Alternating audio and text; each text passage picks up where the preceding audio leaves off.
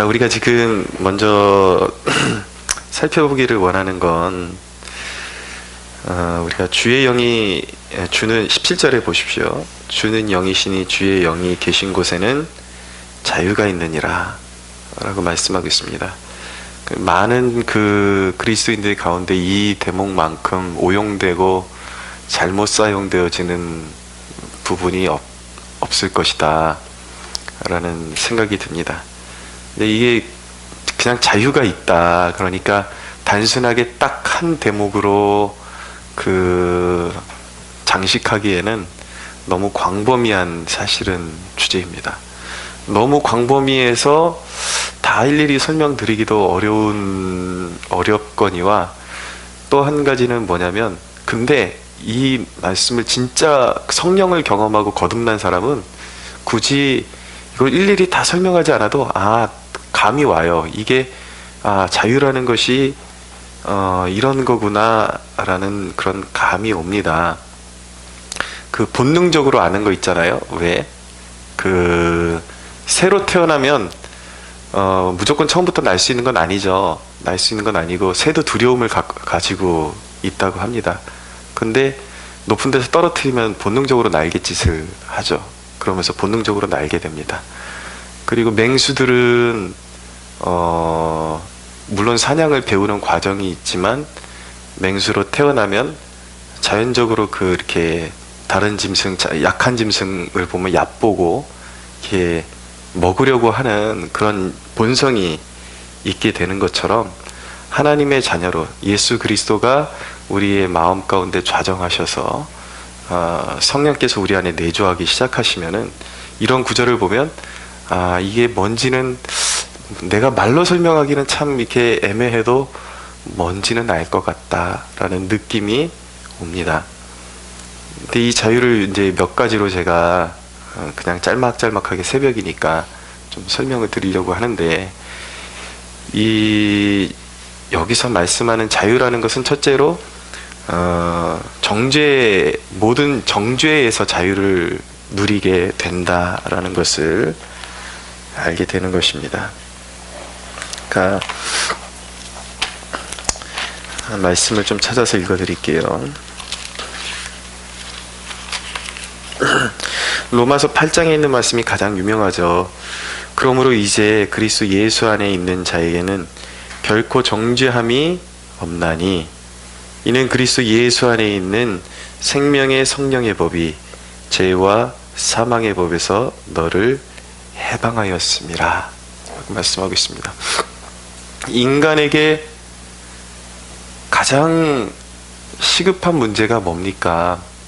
인간에게 가장 시급한 문제는 죄 가운데 인간이 갇혀서 이제 심판받고 죽을 운명에 놓여 있다라는 것이거든요.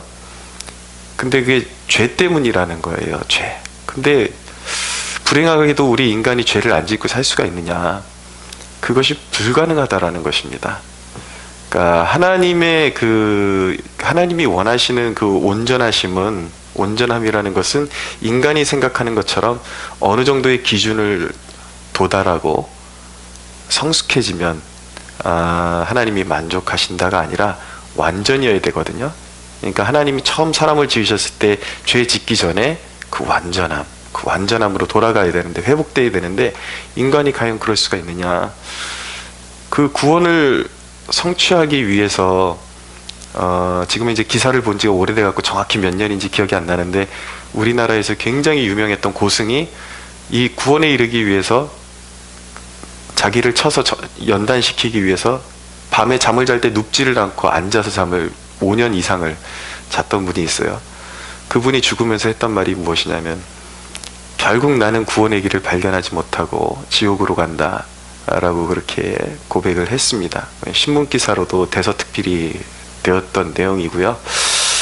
그렇단 말이죠.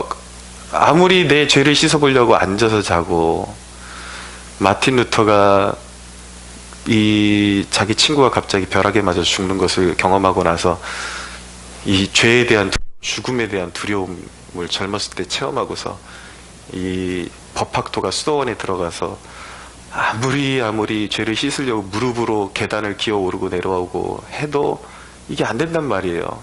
인간의 마음이 절대 깨끗해지지를 않아요.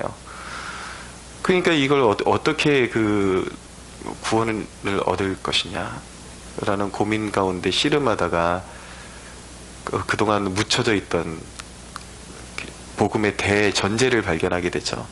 의인은 오직 믿음으로 말미암아 구원을 얻으리라 라는 이 전제를 발견하게 되고, 예수 그리스도를 믿을 때에 성령이 임하시면 인간의 근본적인 죄, 그러니까 원죄를 사함을 받고 이제 주님의 용서함을 받고 구원을 얻게 된다라는 것을 발견하게 됩니다. 그 구원을 얻은 사람은 이제 그 원죄가 우리의 죄의 원료가 되는 그 원죄로부터 완전히 자유해지게 되죠. 그게 이제 나의 공로가 아니라 예수님이 그 십자가에서 내 죄값을 다 치르신 그 공로로 그렇게 이루어지는 것입니다. 제가 제 설교가 그 마라나타 TV 운영자분이 누군지 잘 모르겠는데 가끔 이렇게 퍼가시는데 이 설교를 그분이 들으시면은 갑자기 또 기분이 안 좋아지실 수도 있겠는데, 뭐 저는 진리를 전하는 사람이니까. 최근에 마라나타 TV에 보니까 그 이충근 목사님이라는 분이 한 번 구원은 영원하지 않다라는 설교를 올려놓으셨더라고요. 근데 그 설교를 제가 처음부터 끝까지 쫙 들어봤어요. 근데 목사님의 그 설교 의도나 이런 건 제가 충분히 이해하겠는데, 우리 그 종교개혁 전통하고는 전혀 상반된 그런 설교를 하고 계시는 것을 제가 듣게 되었습니다. 그러니까 그분들의 요지는 뭐냐면 이거거든요.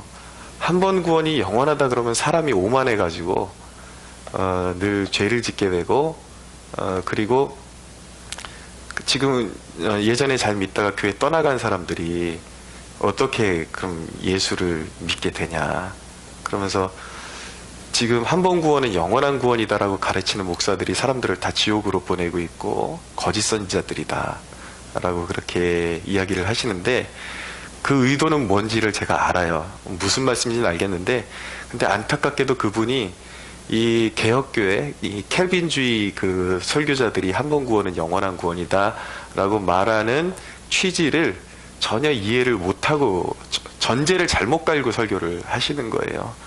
그러니까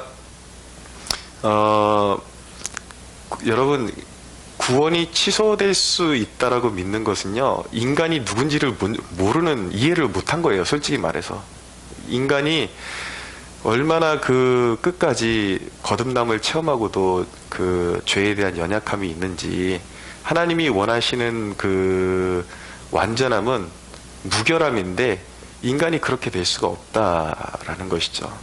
그리고 오히려 한 번 구원은 영원한 구원이다라는 이 개혁주의 교리의 그 중심은 무엇이냐면, 확실한 구원의 증거가 나타났을 때에 결론적인 고백이에요. 결론적인 고백.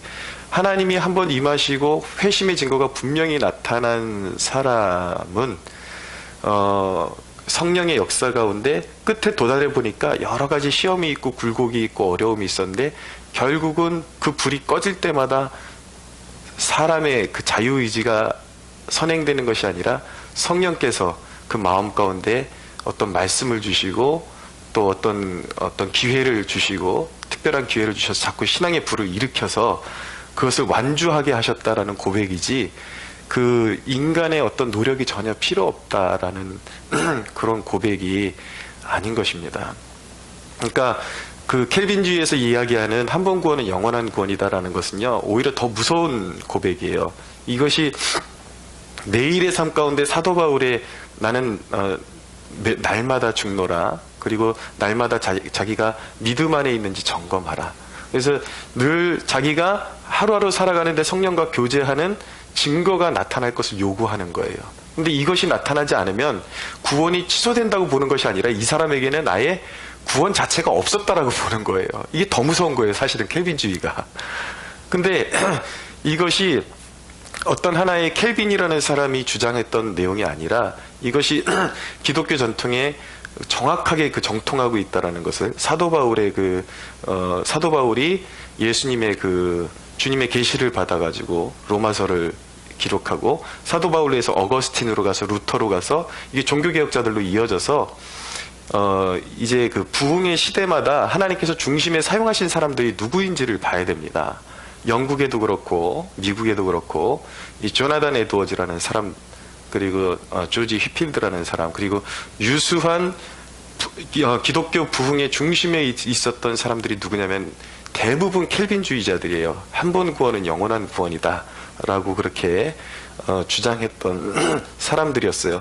근데 이 시대에 가장 촉망받는, 그리고 가장 정통한, 그리고 가장 성경적인 설교자들로 인정받는 사람들이 누구냐면 마틴 로이드 존스, 존 스토트, 그리고 찰스 스펄전 같은 사람들. 이런 사람들 다 누구예요? 켈빈주의자들이에요. 켈빈주의자들인데 이들이 고백하는 것은 무엇이냐면, 오히려 이런 설교자분들이 오해하는 것처럼 이런 켈빈주의가 그런 한 번 구원은 영원한 구원이다라는 이 주제를 증거하는 이 교리 때문에 사람들이 망가진 것이 아니라, 영국의 부흥의 역사상 이 오직 믿음으로, 예수 그리스도를 믿음으로 말미암아 구원을 받는다는 이 교리가 올바르게 깨달아졌을 때에 이 영국 역사상 가장 사람들이 도덕적이고 범죄율이 줄어들고 가장 하나님 앞에 거룩하게 살기 위해서 노력하는 그런 시대가 바로 이 오직 믿음으로 구원을 받고 한 번 하나님께서 주신 구원은 결코 놓칠 수 없다라는 교리를 진심으로 믿었던 사람들이 살던 시대가 가장 그 범죄율이 적고 하나님의 뜻대로 살려고 노력했던, 하나님의 형상이 가장 극도로 회복되었던 시대라는 것을 그들이 증거하고 있는 것이죠. 그러니까 이게 오해인 거예요, 오해. 이게 더 무서운 거예요, 사실은. 구원의 증거가 나타나지 않으면, 날마다 구원의 증거가 나타나지 않으면 이 사람이 구원을 받았냐 못 받았냐 이런 차원이 아니라 아예 이 사람에게는 구원이 없었다라는 것이고, 진짜 구원이라는 것은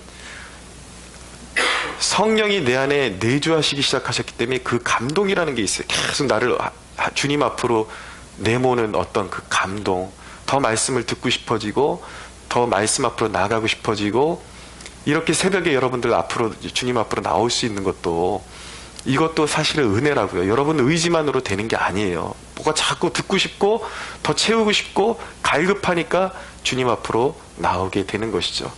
그리고 중간에 멈춘 사람들은 그럼 어떻게 되는 것이냐, 이런 거예요. 그것은 진짜 구원이 취소된 것이 아니라 성령의 비추임을 받을 수는 있다라는 것이죠. 일반적인 사람들이 어떤 집회에 왔을 때에 그 전체에 임하신 성령의 어떤 그 주시는 분위기에 의해서 갑자기 이 사람이 뭔가 이렇게 거룩함에 고취돼 가지고 나도 주님께 삶을 드릴 거야, 그날 그냥 입술로 고백했지만 그것이 진실한 고백도 아니었거니와, 또 성령께서 내주하신 그런 이 사람한테 자리 잡은 적이 없었기 때문에 중간에 그냥 그 분위기가 싹 사라지고 나니까 다시 세상으로 돌아가서 세상 사람들하고 똑같이 산다.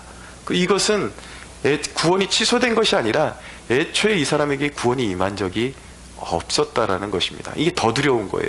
그래서 켈빈주의는 항상 그날 성령께서 너에게 임하신 증거가 있느냐, 이걸 요구하는 거예요. 열매가 있어야 된다라는 것이죠. 그러니까 그냥 무조건 당신은 예수님 입으로 고백했으니까 당신은 무조건 영원한 구원입니다 라고 이렇게 주장하는 것이 켈빈주의가 아니라는 것이죠. 당신의 삶 가운데, 매일의 삶 가운데 주님이 함께 하시는 증거를 삶으로 당신이 보여야 된다라는 거예요. 인간의 열심까지 포함돼서 그 열심이 계속해서 지속적으로 나타나고 그 고백을 가질 때에, 그때 그 구원은 성령께서 당신 안에 임하셔서 행하시기 시작하신 착한 일, 이 선한 일은 결코 중간에 멈추는 일이 없도록 당신이 하나님 나라에 임하는 그날까지 성령의 역사는 지속된다라는 것이 바로 성경의 증거요, 종교개혁의 전통이요, 그것이 기독교 신앙의 정통하는 뿌리인 것입니다. 그것을 믿어야 되는 거예요.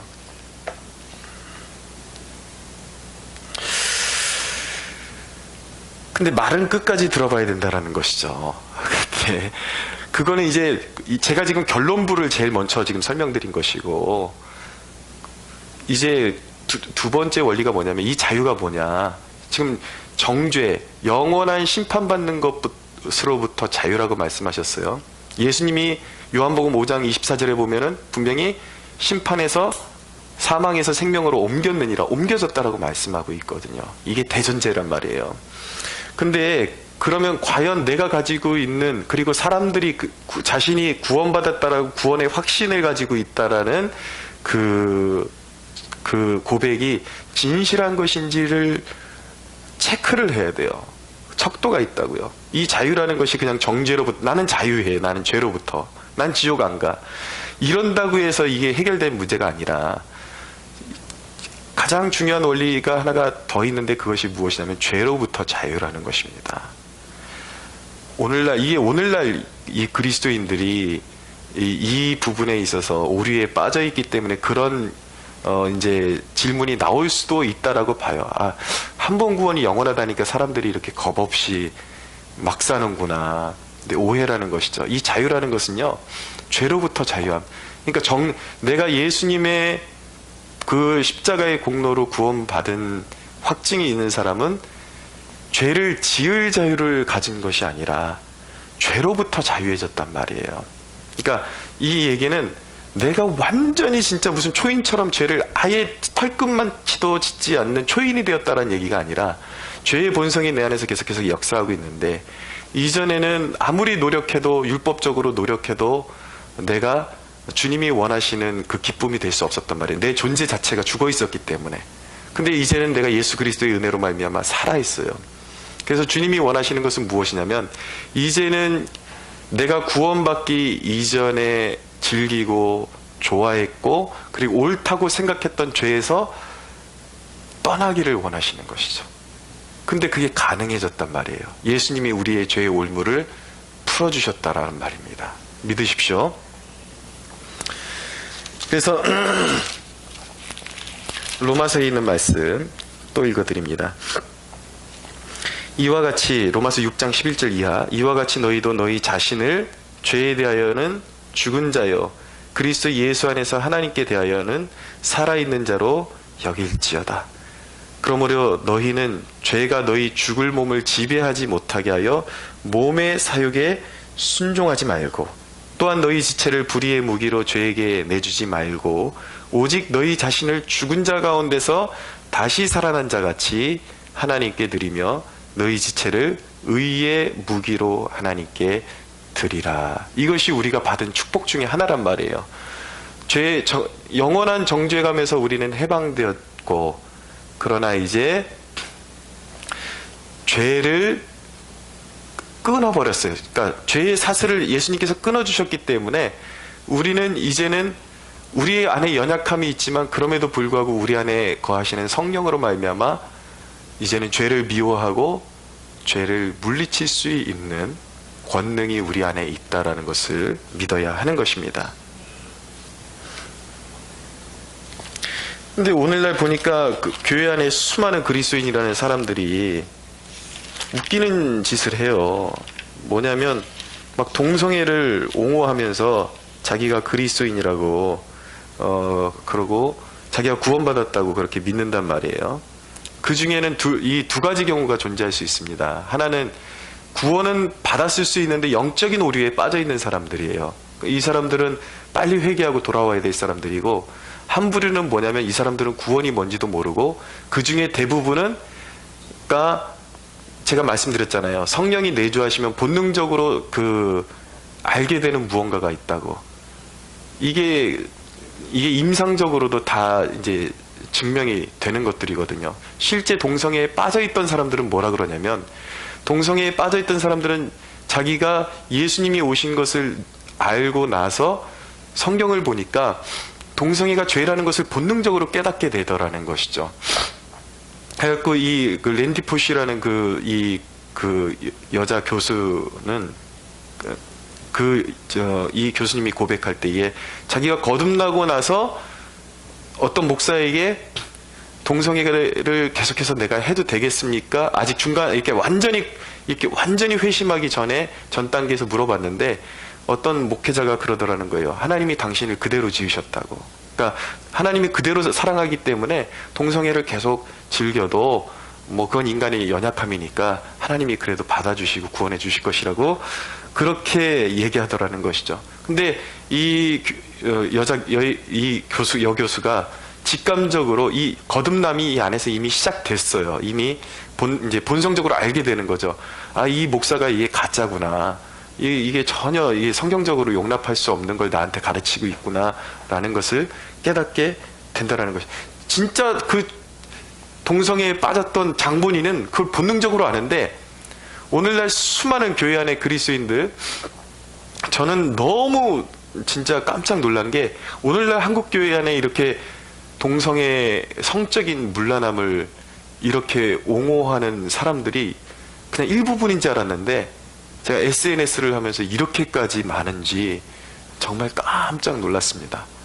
어떤 경우 뉴스앤조이라는 이건 뭐 기독교 매체라고 저는 인정을 할 수가 없어요. 그런데 보면은 막 이 성적인 유의를 어떻게 즐길 것인지 그런 것까지 성도들에게 막 가르쳐주면서 그것을 또 신학적으로 풀이하는 말도 안 되는 그런 짓들을 하고 있는데, 그런데 성경은 분명히 말씀하기를 그러나 백성 가운데 또한 거짓 선자들이 일어났나니 이와 같이 너희 중에도 거짓 선생들이 있으리라. 그들은 멸망하게 할 이단을 가만히 끌어들여 자신들을 사신 주를 부인하고 임박한 멸망을 스스로 취하는 자들이라. 여럿이 그들의 호색하는 것을 따르니 이로 말미암아 진리의 도가 비방을 받을 것이요.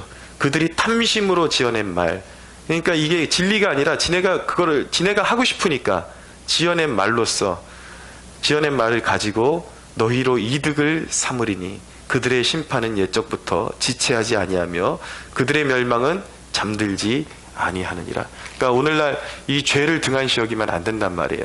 죄에서 자유함을 받았다라는 말, 정죄함을 받지 않는다는 말은 내가 죄를 지어도 좋을 권리를 받았다라는 것이 아니라 이제는 죄에서 떠났다라는 것을 증거해야 되는 위치에 와 있다라는 것을 깨달아야 한다라는 것입니다. 예. 이것을 이 세대가 알지 못하고 지금 죄를 짓는데 앞장서고 있단 말이에요. 그들은 구원이 뭔지 모르는 사람들이에요. 정말 그런 사람들이야말로 구원에 대해서 다시 생각해 봐야 되고 자신이 구원받았다라는 그런 헛된 자만으로부터 벗어나서 구원이 무엇인지, 그리고 예수님이 자신 안에 주신 은혜가 무엇인지 다시 생각해 봐야 한다라는 거, 그것을 꼭 이제 다시 한번 고민해 봐야 됩니다. 마지막으로 한 가지만 더 말씀드릴게요. 하나는 뭐냐면 의를 행할 자유를 얻었다라는 것이죠. 그러니까 단순히 수동적으로 이거 하면 안 돼, 그리스도인이 수동적으로 그냥 죄만 끊어버리면 된다 그래서 이거 하면 안 돼, 이거 하면 안 돼, 과연 이렇게 늘 속박받는 사람이 그리스도인이냐? 그렇지 않다라는 것이죠. 의를 행할 자유, 그러니까 주님의 기쁨이 되기 위해서 내가 무언가를 선택하고 행동할 수 있는 자유가 우리에게 주어졌다란 말이에요. 옛날에는 그것이 불가능했습니다. 왜냐하면 하나님 자체를 인정을 하지를 않았으니까. 근데 그리스도께서 내 안에 오시면 마음에서 자꾸 그런 마음이 일어나는 거예요. 그러니까 뭘 해드려도 주님 앞에 나의 최선의 것, 최고의 걸 드리고 싶은 거예요. 내 마음. 그게 뭐예요? 성경에 보세요. 예수님을 섬겼던 여인들의 그 모습을 보세요. 옥합을 가지고 자기가 지은 죄가 컸다라는 것을 깨닫는 만큼 주님 앞에 자신의 전 삶을 드리잖아요. 와가지고 향유를 부어드리고 머리로 예수님 발 씻어드리고 어떻게 해서든 못 섬기지 못해서 안달이 나고 주님 앞에 가까이 나아가고 그런 모습들이 생기거든요. 주님 앞에 내가 드리는 헌신만큼은 무엇을 하든지, 그것은 내가 가난하든지 부하든지 이건 경제적인 문제가 아니에요. 이런 경제적인 문제가 아니라 내가 살아가는 동안 내가 할 수 있는 한 주님을 섬기는 일에 있어서는 최고의 것, 최선의 것, 내 마음, 내 정성, 이 모든 것들을 주님을 위해서 그렇게 드리고 싶다라는 그 염원이 마음속에서 계속해서 일어나야 일어나야 이것이 진짜 구원의 증거임을 우리가 깨달을 수 있어야 하는 것이죠. 그러니까 사실은 여러분, 우리가 금식하고 이런 것도요, 고통이 아니라 구원받은 사람에겐 기쁨이 되어야 되는 거예요. 내가 주님께로 더 가까이 갈 수 있는 특권이구나. 이 고통이 아니라. 어떤 사람들은 기독교를 되게 고통스럽게 믿는 사람들이 있어요. 이것도 하지 말아야 되고 저것도 하지 말아야 되고. 그것이 아니라 진리 안에서, 주님 안에서 누리고, 여러분들 이정훈 교수님 강의 들어보면 그분의 강의를 들어보면요, 그분이 자기가 어떻게 거듭났다라는 거 고백을 들어보면요, 그게 바로 우리 종교개혁 전통에서 그대로 거듭남을 체험했던 그 진리가 그분의 고백 속에 다 담겨 있어요. 그게 실제로 거듭난 사람들이 경험하는 것이거든요. 뭐냐면 자기가 거듭남을 경험하고 어느 날 자기가 죄인임을 경험하고 나서 십자가만 보면 그렇게 눈물이 난다라는 것이죠. 왜 나를 위해서, 그분이 매달린 분이 누구냐? 나를 대신해서 매달린 분이 하나님이라는 것이죠. 하나님의 아들 예수 그리스도. 그걸 생각할 때 너무 복받치고 눈물이 나고, 근데 어느 순간 보니까 세상이 너무 아름다워 보이더라는 거예요. 너무 아름다워 보이더라고요. 실제로 그렇거든요. 제가 거듭나니까 청년 시절에 앞에서 지휘자가 이 손놀림만 하는데 그 손놀림을 보는데 하나님이 느껴져요. 세상이 막 돌아가는 것이 아니라 이 죄 많고 혼란한 이 세상 가운데서도 이 땅을 보존하시고 지키시는 영적인 지휘자 하나님이 계시고 우리를 보존하고 계시구나. 이 지휘자의 손길에서 질서가 느껴지고 하나님의 질서가 느끼시고 하나님이 우리를 다스리신다. 그게 느껴지는 거예요. 그 하나님이 나 같은 죄인을 위해서 그리스도를 내어주셨다. 이것을 깨닫게 되는 것이죠. 그러니까 여러분, 정리합니다. 자, 죄에서 떠난 사람, 그리고 주님을 위해서 의를 행하는 사람이 진짜 구원인데, 이 산 증거가 내 안에서 계속해서 올라오는 사람은, 성령의 역사가 일어나는 사람은 주님께서 영원토록 보존하신다라는 것이 대전제란 말이에요. 근데 여기서 우리가 주의해야 되는 것은 무엇이냐면, 그럼 우리 안에 끝까지 있는 연약함, 내 마음이 늘 한결같지 못하고 어느 날은 주님으로부터 완전히 돌아선 것 같고 원망하고, 그럴 때 이 양심의 가책과 이러면 구원이 취소된 거 아니냐. 여러분, 그런 식으로 접근하면은 이 지구상에 구원받을 사람이 단 한 명도 없다라는 것을 기억하셔야 돼요. 그러니까 중요한 게 뭐냐면, 내가 주님의 기쁨이 되기 위해서 의를 행할 자유를 얻었음에도 불구하고 우리의 죄의 본성은 죽을 때까지 완전히 씻어지지 않기 때문에, 무엇이냐면 죽을 때까지 우리는 나의 의를 의지해서 구원에 이르는 것이 아니라 나를 위해서 죽으시고 십자가에 죽으시고 부활하시고 나를 위해서 피를 쏟으신 예수님만 의지해서, 그래서 구원이 완성된다라는 것을 믿으셔야 되는 겁니다. 내가 완벽해지고 완전해지면 내가 하나님이 되지, 예수님이 자리 잡을 때가 어디 있냔 말이에요. 그러니까 이 두 가지 측면을 꼭 확인하십시오. 나는 주님의 의를 행해서, 주님의 의를 위해서 살아갈 오늘 몸부림이 있는가?